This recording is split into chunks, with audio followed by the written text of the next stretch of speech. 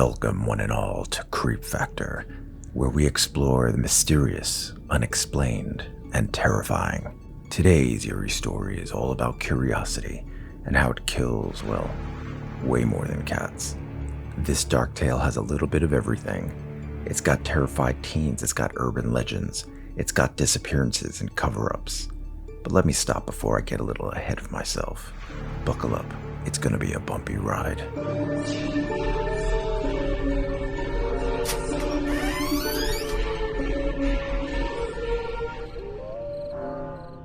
Today's terrifying tale takes place on a dark dirt road just outside of the small scenic mountain town of Weston, West Virginia. It's home to a little over 4,000 residents and the infamous Fairview Psychiatric Hospital, an institution known for, let's just say, its creative treatments for violent, psychotic patients, not something the town likes to advertise. There's always been plenty of controversy and scandal surrounding Fairview, not to mention more than a few mysterious disappearances. Most of the town likes to pretend the hospital just isn't there, with its crumbling building and dirty secrets hidden away deep in the woods. Most of the town, yes, but not the main characters of our story. 4 curious teenagers who decided to investigate a local urban legend about Fairview. Do you remember what I said about curiosity? Even cats would probably know better than to go down this road. As you can imagine, there's nothing to do in Weston after dark, so a very bored Riley, Steve, Amanda, and Mike were driving around on a cool autumn night when Steve had a fun idea, and it got the group excited. No one remembers when the rumor started, but it's believed that on warm evenings, Fairview allows its patients to wander the grounds unsupervised. They just open the doors and release them into the dark forest. Some say it's just so the patients can get a little exercise. Others say it's so the hospital can quietly remove bodies of failed medical experiments without upsetting the other patients. Regardless of the reason, it's an urban legend just down the road, just waiting for a few brave souls. So, with nothing better to do, our intrepid young explorers decided to investigate the rumor.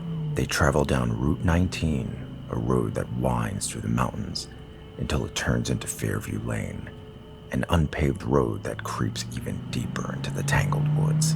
A road littered with rusted signs that say, "No trespassing."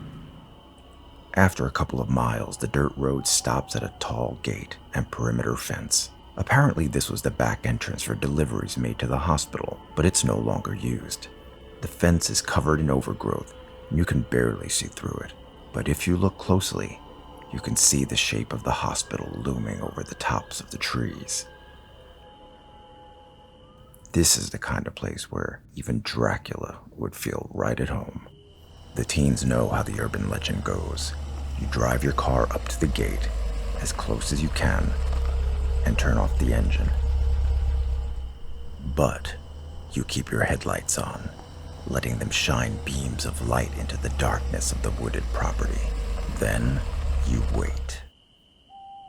Any patients wandering the grounds will see the headlights in the distance and follow them, drawn like moths to a flame. And that's exactly what Riley, Steve, Amanda, and Mike did. They rolled up their windows and stared into the darkness, waiting. Of course, they didn't expect anything to happen. It was a big joke, a social media post, something they could laugh about with their friends in school the next day. It was all in good fun, or so they thought. Sounds began to emerge from the surrounding forest. Echoes of footsteps on dried leaves, twigs snapping, and the eerie sound of laughter. This wasn't their imagination. Something was out there, and by the volume of the sounds, it was getting closer. The kids got excited, pulled out their cell phones, and pointed them at the dark trees, hoping to catch a glimpse of something. And that's when they saw the figure in the headlights, wearing a hospital gown and clutching the fence with dirty, bony fingers. It was a girl, Possibly. Hard to say. Long, stringy hair fell in front of the figure's face. It barely moved. It just cocked its head and stared through the windshield. The teens aimed their phones at the patient, still giggling with nervous excitement. Then, a second patient emerged from the darkness, slamming his muddy hands against Amanda's window. She jumped back, letting out a piercing scream. Within seconds, a group of patients, dressed in dirty hospital gowns, crept out of the tree line, surrounding the vehicle. They peered curiously into the windows, observing the teens like trapped bugs under a microscope. The patients' faces were twisted, eyes bulging with a frantic mix of madness and rage. Some giggled uncontrollably, spraying the glass with spittle, while others snarled like cornered animals, baring their crooked, yellow teeth. For the teens, the excitement of trespassing was long gone, now replaced by utter panic. Steve quickly switched the car on and stomped on the accelerator. The wheels spun wildly as the car bucked into reverse, plowing through a pair of patients before sliding into a ditch. The patients howled with rage and piled on, blocking out any light spilling into the car by covering the windows with twisted, angry faces.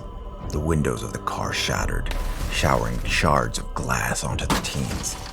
Their pleas for help fell on deaf ears as the patients reached into the car.